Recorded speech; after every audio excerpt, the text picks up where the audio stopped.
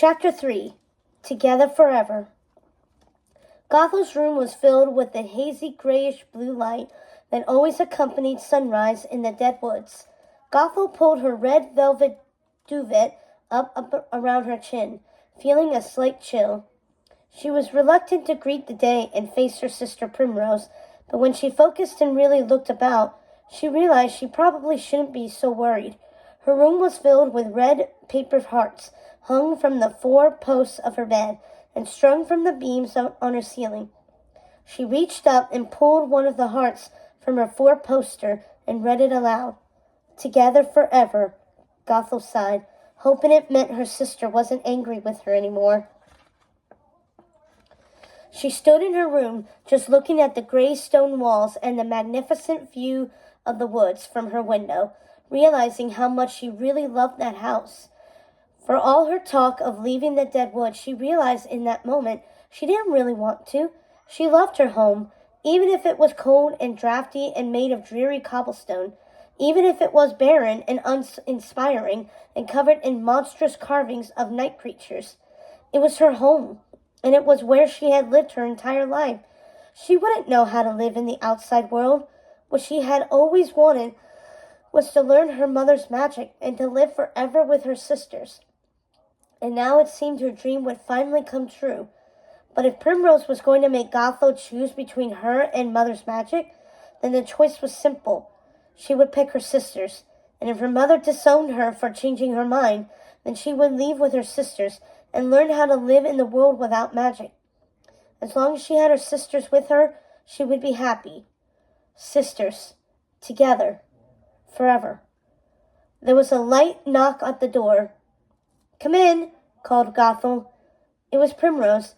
She was already dressed in her finest green gown, and she was holding a tarnished silver tray with 2 cups of tea and a pile of blueberry scones on it.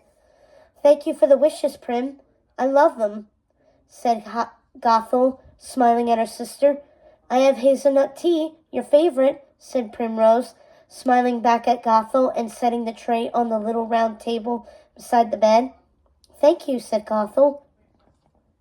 Primrose sat on Gothel's bed, patting it with her small hand. "Gothel, please sit with me. I've thought about it, and I've decided I'm going to take Mother's blood with you and Hazel."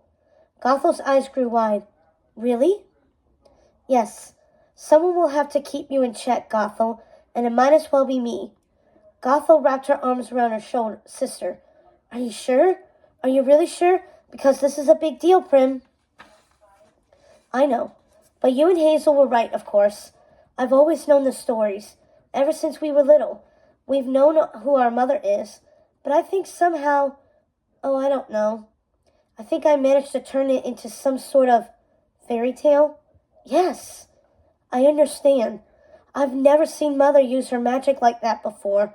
Somehow, I was able to tell myself the stories, and our history weren't real." "I understand, Prim. But can I say I think I'm worried about her?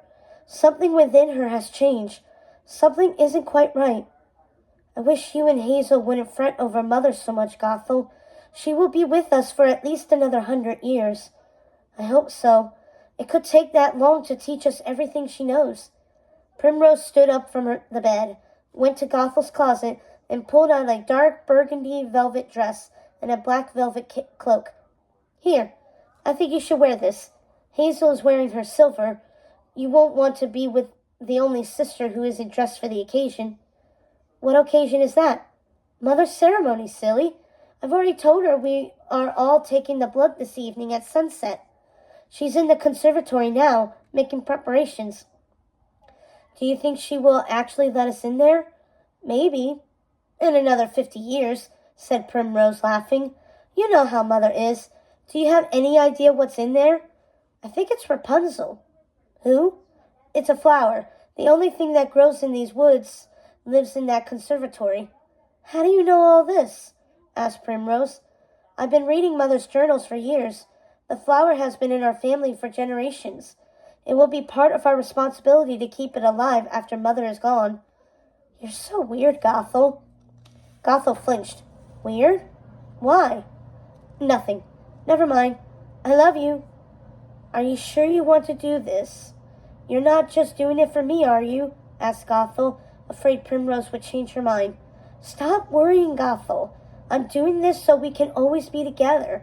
Just make me one promise. When you're Queen of the Dead, you won't ever kill the children of the villagers. I promise. Together forever, right? Together forever.